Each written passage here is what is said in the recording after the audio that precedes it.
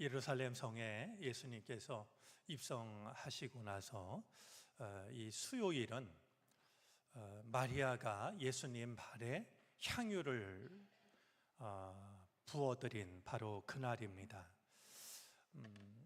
오늘 우리가 드리는 이 예배가, 그리고 특별히 구별된 마음으로 준비한 우리 은혜의 숲 교구 찬양이, 그리고 주의 전을 향했던 걸음걸음이, 또 운전을 했던 그 순간순간들이, 또 우리 운행을 위해서 수고하시는 그 모든 수고가 다 주님께 부어드린 그런 향유 정성이 되어졌으면 좋겠습니다.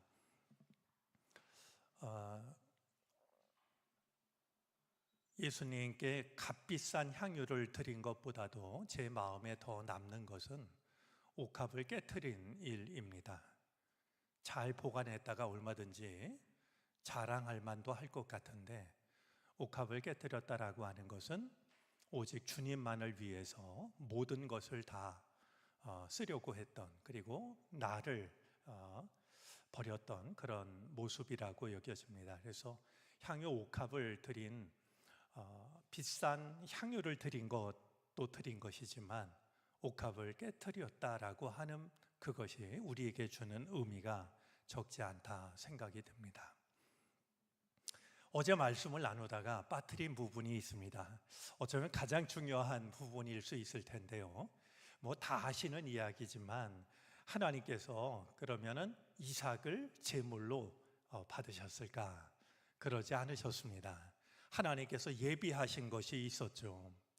사실 모리아산을 향해서 아브라함과 이삭 둘이 갈 때 이삭이 아버지에게 물었습니다. 아버지, 칼과 불과 장작은 여기 있는데 도대체 하나님께 드릴 번제물은, 어린 양은 어디에 있는 겁니까? 아브라함이 얼마나 찔렸을까요? 얼마나 마음 아팠을까요? 이 녀석아, 바로 너란다, 차마, 그렇게 말하지 못하고 그건 하나님께서 준비하실 거다,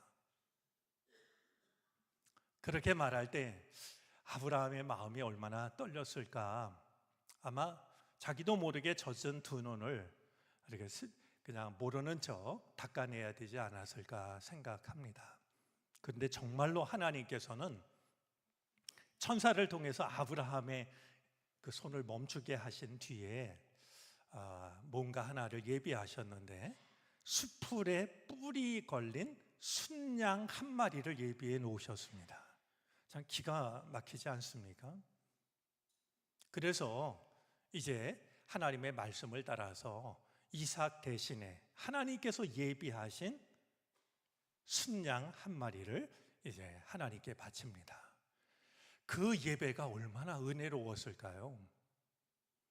어쩌면 이 땅에서 드린 모든 인간의 예배 중에서 가장 은혜로운 예배는 모리아 산에서 드려진 예배 아닐까 하는 생각을 합니다. 얼마나 감사하고 감격스러웠던지 아브라함은 그 땅의 이름을 여호와 이레라고 부릅니다. 하나님께서 예비하셨다라고 하는, 나는 아무것도 알지 못했지만 그냥 다만 하나님의 말씀을 따랐을 뿐이지만 하나님께서 다 예비하셨다. 결국 여호와 이레의 은총은 자신을 하나님께 바친 사람에게 주시는 하나님의 선물이었습니다.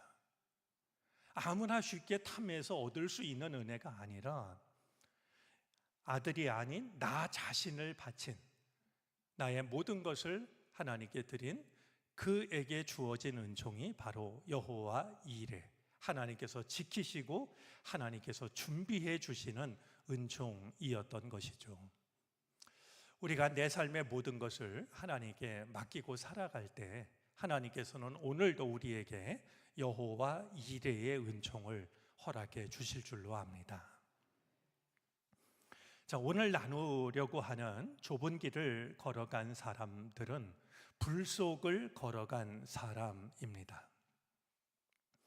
오늘 우리가 읽은 다니엘서 3장은 느부갓네살 왕이 큰 신상을 만드는 이야기로 시작이 됩니다. 금으로 만든 큰 신상을 만들었는데요.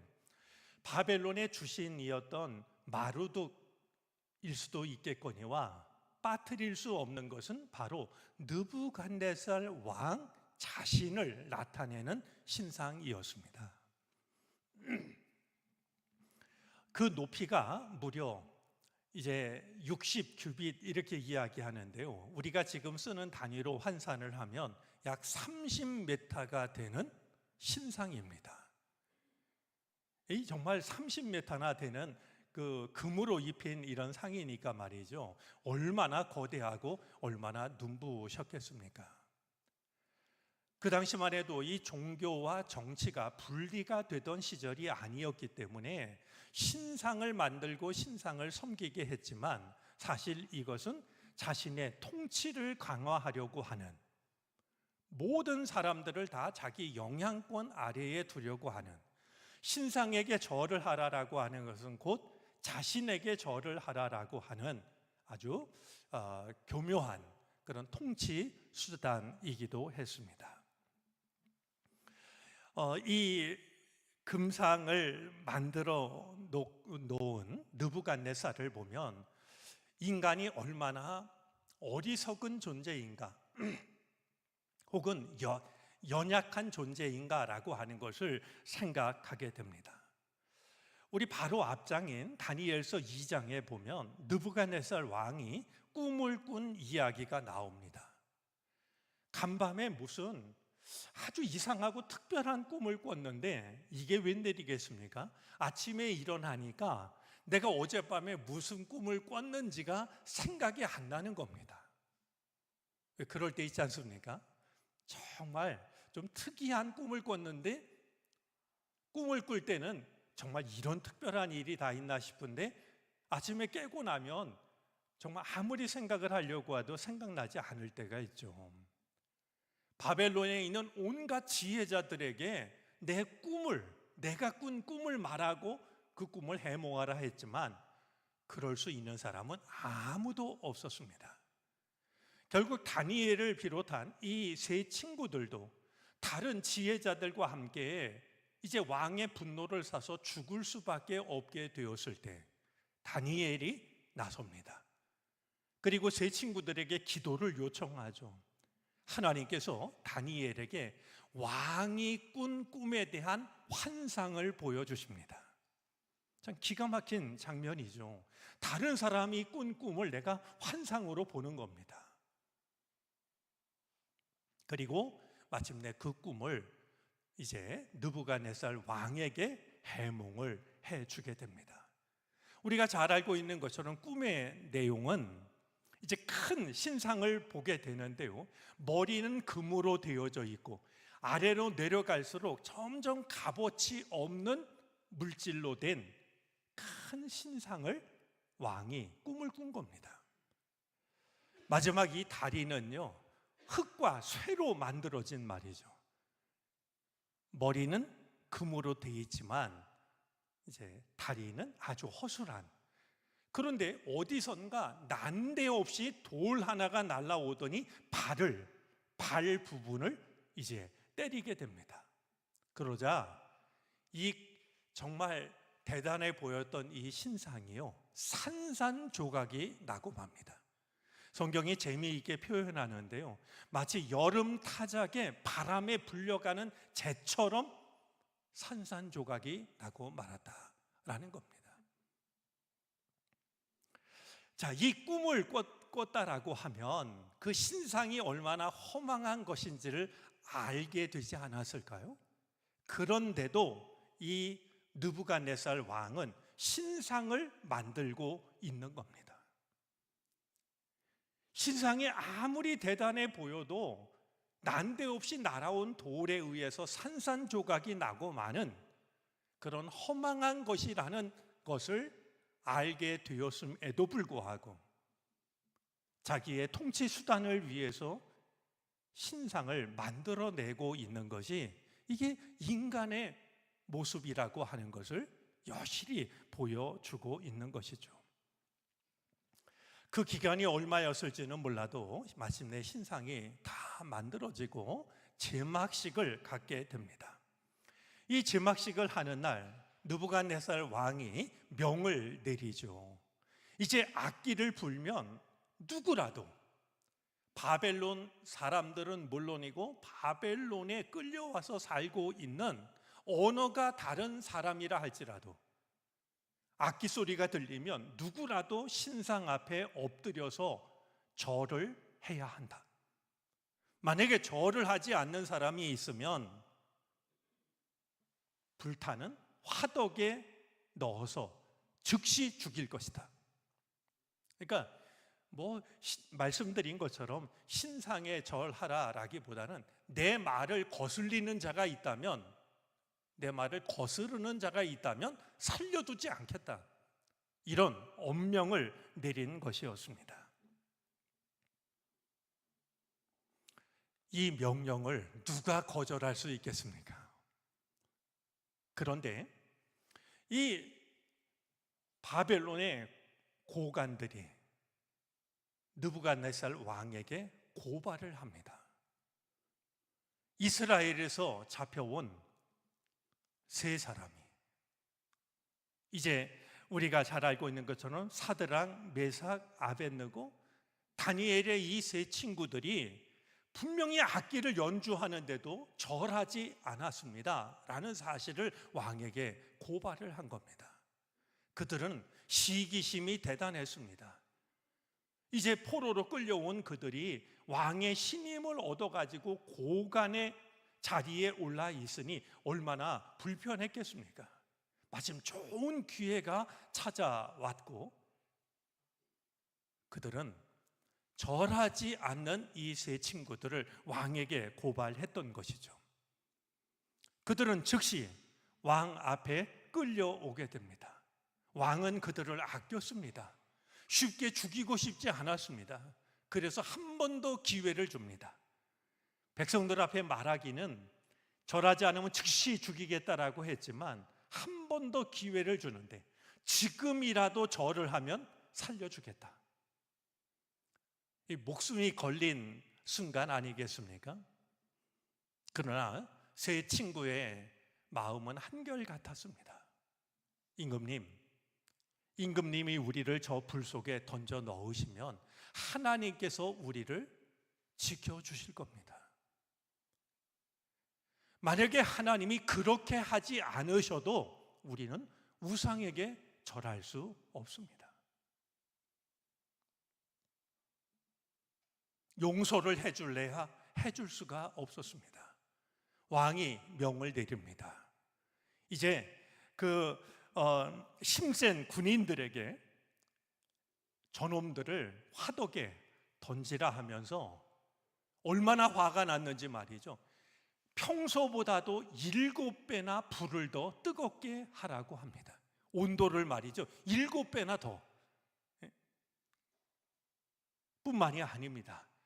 그냥 던져도 살아남을 수가 없는데요, 옷을 입은 채로 줄로 묶어서 그들을 던지라고 명하게 되죠. 이 불이 얼마나 뜨거웠던지 이 세 친구를 던지려던 힘센 군인들이 오히려 불에 타 죽고 말 정도였습니다. 결국 이 세 친구는 7배나 더 뜨겁게 만든 불 속에 던져지고 말았습니다. 왕이 그들의 모습을 바라봅니다. 어디 왕뿐이었겠습니까? 온 백성들이 그들이 얼마나 고통스럽게 죽는지, 정말 그들이 믿었던 하나님이 세 친구가 이야기한 것처럼 불 속에서도 그들을 지켜주실 건지 모두가 지켜보고 있는데 왕이 깜짝 놀라고 맙니다.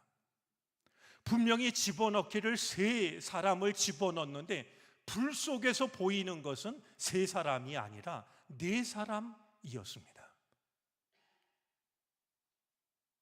분명히 셋을 집어넣는데 불 속에서 보이는 것은 셋이 아니라 네 사람이었던 겁니다. 뿐만이 아니라 이들이 불 속에서 말이죠, 괴로워하면서 불에 타는 것이 아니라 불 속을, 이 어느샌지 결박이 말이죠, 불에 타서 풀어지고 네 사람이 불 속을 걸어 다니는 겁니다. 또 한 가지 깜짝 놀란 사실이 있는데요, 네 번째 사람은, 그 세 사람 들어갔는데 네 사람이 보이던 중에 네 번째 사람은 신의 아들처럼 보입니다. 너무나 깜짝 놀란 왕이 불을 끄게 하고 이 세 친구를 밖으로 불러내죠. 근데 신기하게도 나오니까 다시 세 사람이었습니다. 놀라웠던 것은 그들의 몸 어디 하나 상한 데가 없고 머리털 하나 그슬린 데가 없고 그들의 몸에서는 불 냄새조차도 나지 않았다라고, 하나님의 보호하심이 얼마나 완전한 것인지를 확인시켜 줍니다. 이제 그들의 모습을 본 느부갓네살 왕이 하나님을 찬송합니다. 자기 자신을 하나님이라고 생각했던 느부갓네살 왕이 자기 눈앞에서 일어난 일을 보고서는 하나님을 찬송하죠. 사드락과 메삭과 아벳노고를 돌보신 하나님을 찬송하여라. 그는 천사를 보내서 그의 종들을 구하셨다. 이와 같이 자기를 믿는 사람을 구원할 수 있는 신은 다시 없을 것이다.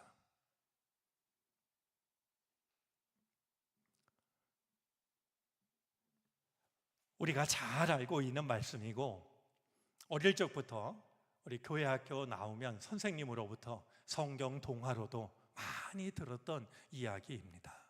그런데요, 한 가지 우리가 기억하면 참 좋겠다 싶은 부분이 있습니다. 우리 히브리어 성경이나 우리말 성경에는 성경 속에 담겨져 있지 않은데요, 70인역 성경에 담겨져 있는 내용이 있습니다. 참고로 70인역이라는 성경은 원어인 이 히브리어 성경을 당시 세계에서 가장 많이 쓰고 있던 헬라어로 번역한 성경이 70인역에 해당이 됩니다. 그러니까 헬라어 성경인데요, 이 헬라어 성경에는 히브리어 본문에 없고 그리고 우리 성경에도 없는 본문이 24절부터 90절까지 이어집니다. 굉장히 긴 분량이죠. 그런데 이 부분에는 오늘 말씀과 관련해서 우리가 기억하면 참 좋을 만한, 도움이 될 만한 내용이 담겨져 있는 겁니다. 그게 두 가지인데요, 하나는 이 세 친구가 불 속을 걸으면서 무엇을 했을까? 그냥 불 속을 그냥 걸었을까? 아니면 그냥 너무나 고통스럽게 고통을 참으면서 얼굴을 가리면서 이러면서 걸었을까? 어린 아이라면 그런 궁금증을 가질만 하다 여겨지는데요, 바로 이 70인역 성경이 그것을 전해줍니다. 제가 그대로 읽으면 다음과 같습니다. 그들은 불길 가운데를 걸으면서 하나님을 찬양하고 주님께 찬미를 드렸다. 그 불의 뜨거움 때문에 고통스러워하면서 그 길을, 불 속을 걸은 게 아니라요, 하나님을 찬송하면서 걸었다는 거예요. 그냥 불 속에 던져진 것, 우상에게 절하지 않고 하나님만 믿겠다라는 마음으로 불 속에 던져진 것만 하더라도 참 훌륭한 신앙인데요, 그들은 불 속에서 괴로워했던 것이 아니라, 그래도 얼굴이 될까봐 얼굴을 가렸던 것이 아니라 하나님을 찬송하면서 불 속을 걸어갔다는 겁니다.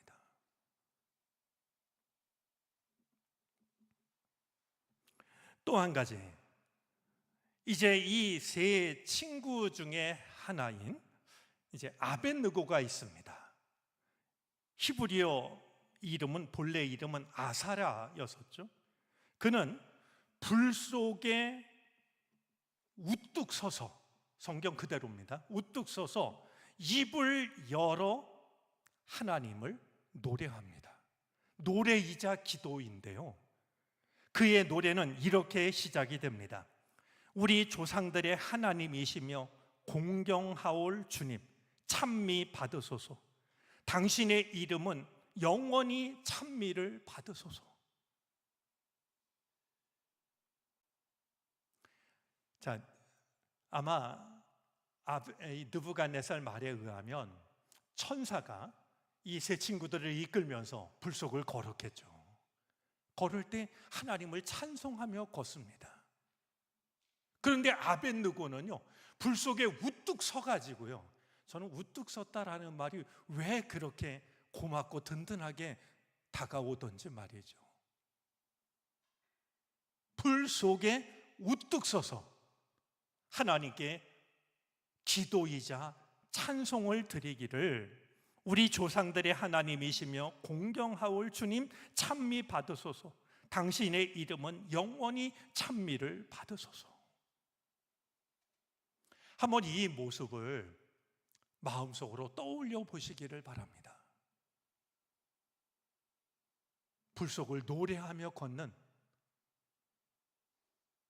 세 친구, 하나님을 찬송하며 걸어가는 그 세 사람, 그리고 우뚝 서서 하나님께 기도를 드리고 있는, 노래를 드리고 있는 또 한 사람 말이죠. 지금 여러분들이 떠올린 이 모습이 여러분들 마음속에 새겨지게 되기를 바랍니다. 우리도 불 속을 걸어갈 때가 있습니다. 나의 힘으로는 도저히 이길 수 없는 고난의 한복판을, 때로는 절망의 한복판을 걸어갈 때가 있습니다. 그때 우리는 너무나 쉽게 낙심합니다. 너무나 쉽게 주저앉고 맙니다. 평안할 때는 하나님을 가리켜서 절망보다 크신 하나님이라고 고백하곤 했지만, 작은 절망 앞에서도 하나님은 온데간데 없이 찾아보기가 어려울 때가 있습니다. 그런데 세 친구는 달랐습니다. 하나님을 향한 신앙 끝까지 붙들었고, 하나님께서 불 속에서도 우리를 지켜주실 것입니다. 지켜주시지 않는다 할지라도 우리는 절할 수 없습니다. 하나님 버릴 수 없습니다. 불 속에서도 그들은 찬송하며 불 속을 걸어갔고, 우뚝 서서 하나님께 기도를 드렸습니다. 오늘 이 세 친구가 보여주고 있는 모습이 고난 한복판을 지나가는 우리들의 믿음의 모습이 되어지기를 바랍니다. 그들이야말로 참 좁은 길을 걸어갔지만 생명의 길을 걸어간 사람들입니다. 그리고 우리에게 믿음이 무엇인지를 일러주고 있습니다. 이렇게 말이죠. 우리의 믿음을 태울 수 있는 불은 세상에 없다고. 우리의 믿음을 불사를 고난의 불은 이 세상에 존재하지 않는다라고 우리에게 확인시켜 줍니다. 오늘 이 세 친구의 이야기를 귀로만 듣지 마시고 마음으로 떠올리되, 이 세 친구의 모습을 마음에 새기셔서 내가 지금 불 속을 지나가고 있다라고 여겨질 때 절망하여 주저앉지 마시고 그 불 속을 찬송하며 걸어가시기를 바라고, 우뚝 서서 기도하는 믿음의 사람들이 되어지시기를 바랍니다. 기도하겠습니다.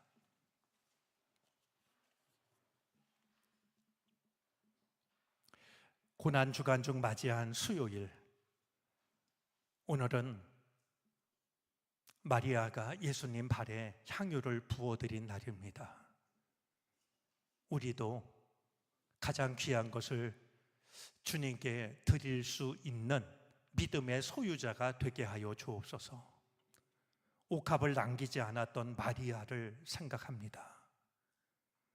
나의 자랑거리, 무엇 하나 남기지 않는 그 믿음을 우리도 배우게 해 주시옵소서. 다니엘의 세 친구를 생각했습니다. 고난 앞에 굴복하지 않게 하여 주시고, 불 속을 찬송하며 걸어가게 하여 주시고, 불 속 한복판에 우뚝 서서 기도할 수 있게 해 주시기를 바라고 원합니다. 세상에 그 어떤 것도 나의 믿음을 불사를 것은 아무것도 없다라고 하는 것을 기억하게 해 주시옵소서. 오늘도 우리를 일깨워서 주의 전을 찾게 하신 하나님, 준비하는 모든 시간, 오고 가는 시간, 예배하는 시간, 기도하는 시간, 모두 주님을 바라보는 시간들입니다. 세미한 음성으로 우리에게 주의 뜻을 일러 주시옵소서. 주의 사랑을 깨닫게 하여 주시옵소서. 간구하는 우리의 기도에 귀를 기울여 주시옵소서. 하나님을 사랑하고 이웃을 사랑하는 마음으로 예물을 바칩니다. 드린 예물을 통해서 하나님의 나라가 든든히 세워지게 하여 주시고 확장되게 하여 주시며, 어려움을 당한 이웃들에게 주의 손길로 전해질 수 있게 하여 주시옵소서.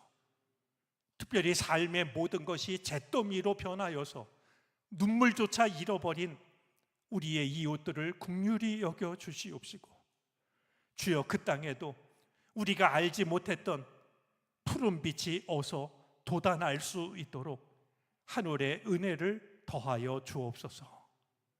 지금은 우리 구주 예수 그리스도의 크신 은혜와 하나님 아버지의 무한하신 사랑하심과 도우시며 이끄시는 성령의 은총이 불 속에서도 우리들의 믿음을 지키기를 원하고 그 믿음을 가슴에 안고 나아가는 우리 모두 가운데 이제로부터 영원토록 함께 계시옵기를 간절히 축원하옵나이다. 아멘.